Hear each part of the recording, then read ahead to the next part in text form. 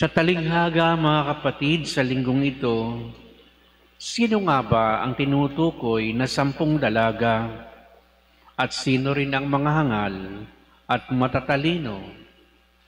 Wala iba itong tinutukoy kundi tayong lahat. It's either tayo yung hangal o tayo yung matalino. Ang isang taong hangal ayon sa pahayag ng Ebanghelyong ito ay yung hindi nagbabaon ng sapat na langis upang manatiling nakasindi ang kanyang ilaw sa paghihintay sa lalaking ikakasal. Hinihintay natin palagi ang Diyos sa ating buhay. Pero hanggat hindi nakikita ang ilaw sa atin at ang liwanag, pag dumating ang Panginoon, tayo ay hindi makapapasok sa kanyang kaharian. At ano ba ang katangian ng isang tao na aandap-andap ang ilaw o kaya'y kinakapos na sa langis? At ano ang langis na ito, mga kapatid? Ang langis na ito ay ang apoy ng pag-ibig, ang apoy ng Espiritu na dapat ay palaging hindi nauubusan ng kagandahang loob. Dahil ang tao, kapag siya'y maraming langis, parang gasolina sa sasakyan, hindi ito dapat nauubos. Kaya mahalaga na tayo hindi nagugumon sa kasalanan. Hindi tayo nagugumon sa mga concerns ng mundong ito.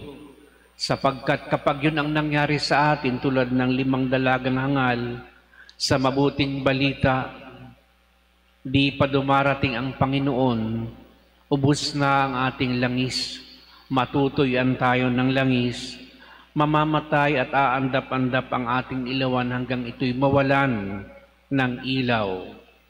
At paano tayo makikita ni Kristo kung tayo nasa dilim, nakapinig na ang pinto, hindi na tayo pwedeng pumasok pa kahit tayo kumatok ng kumatok. Kaya ang hadlang upang magningning at manatiling nag-aalab ang ilaw na ito, mga kapatid, which is the fire of charity in the heart of every person, importante na tayo ay nagmamanman, nagbabantay kung tayo nga ba talaga ay nagugumo na sa kasalanan. Sapagkat ginagamit natin ang ating mga sentido, our common senses. Halimbawa, ano ba ang tinitingnan natin araw-araw? Ano ang ating nakikita? Dahil sa isang tao na matalino, tulad ng matalinong dalaga sa mabuting balita, nakikita niya ang mga taong nagdarahop, nahahabag siya dito, at dahil nakikita niya at nahahabag siya nagiging instrumento ng kabutihan upang umabot sa mga nakikita niya. Pero di ba, mga kapatid, maraming tao ang bulag sa katotohanan. Ang tinitingnan lamang nila ay ang gusto nilang tingnan. Ayaw nilang tingnan yung mga bagay na para sa kanila hindi katanggap-tanggap. Kaya kung ikaw ay pinupuno ng ilaw ni Kristo, may sapat kang langis, which is the fire of the Spirit, the fire of charity in your heart, hindi mawawala sa iyong paningin ang mga nasa laylayan palagi ng ating lipunan. Palagi natin silang nakikita at naaalaala at tinutulungan. Ganon din sa ating pandinig. Ano ba ang ating pinapakinggan araw-araw? Kung hindi tayo nakapakikinig ng salita ng Diyos, hindi rin tayo matutulungan sapagkat kapag tayo ignoramos sa salita, sigurado ignoramos din tayo kay Kristo. Di natin makikilala si Kristo sa ngayon kung di natin mapapakinggan ang kanyang tinig na nagsasalita palagi sa atin. Hindi lamang yung tinig na nasa Biblia na binabasa natin tuwing linggo o araw-araw sa misa, kundi ang tinig ng Diyos na nagsasalita mismo sa ating puso, sa mga kaganapan, sa araw-araw sa ating buhay. Dahil ang napapakinggan lamang natin ay ang walang kakwenta-kwentang mga marites sa araw-araw. Nadadagdagan lamang tayo ng mga impormasyon na hindi kinakailangan ng ating kaluluwa. Kung kaya mahalagang nakikinig tayo kay Kristo sa araw-araw, lalo na sa kanyang mga sinasabi sa mga nagaganap sa ating buhay. Dahil may nagaganap na hindi katanggap-tanggap, mayroong maganda, may mahirap, pero doon palaging nagsasalita sa atin ng Diyos. Kaya sa isang taong puno ng langis, napapakinggan niya palagi ang plano ng Diyos, ang tinig ng Diyos, at dahil napapakinggan niya ito, kanya itong unti-unting tinutupad. Kahit papaano ay nagiging bahagi siya sa paglikha ng isang pagkatao sa kanyang katauhan dahil binabago siya ng salita ni Kristo.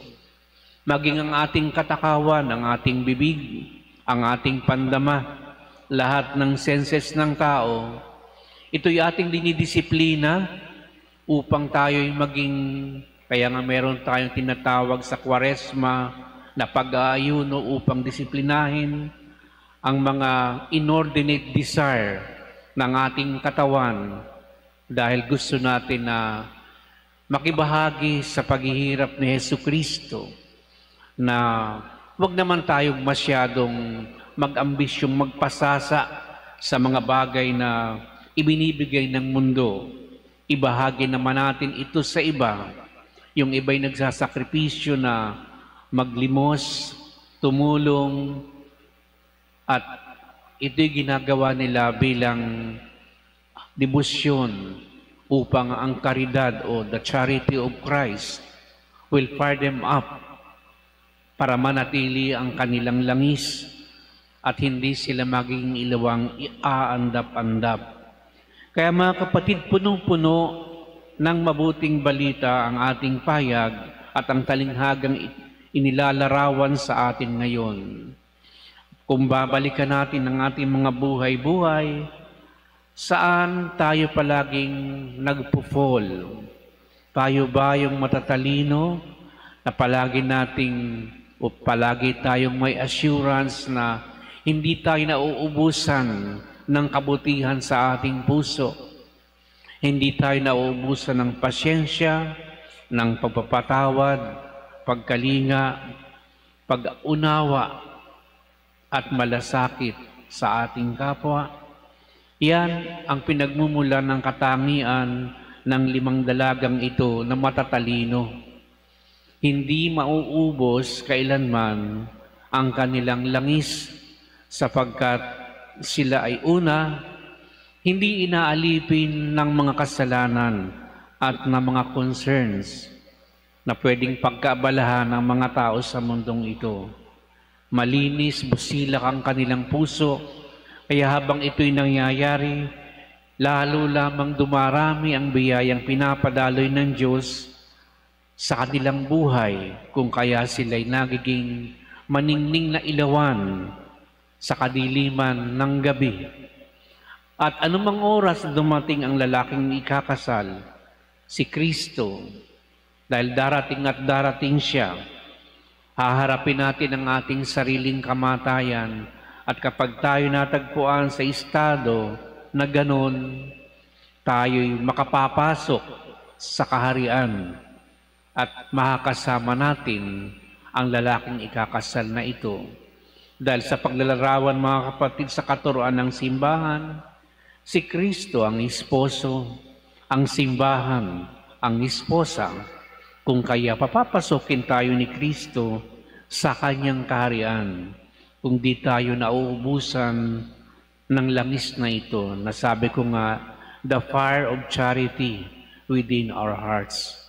Kaya mga kapatid, patuloy tayo manalangin, gamitin natin palagi ang ating pandama, pandinig, ang ating isip, ang ating mata, lahat ng meron tayo dahil ang pagmamahal sa Diyos ay buong puso, buong pag-iisip at buong kaluluwa upang ang pag-ibig ng Diyos ay talagang lumukob sa atin at ang Espiritu na ang bahalang magpakilos kung saan niya tayo dadalhin at ano ang ipagagawa niya sa atin.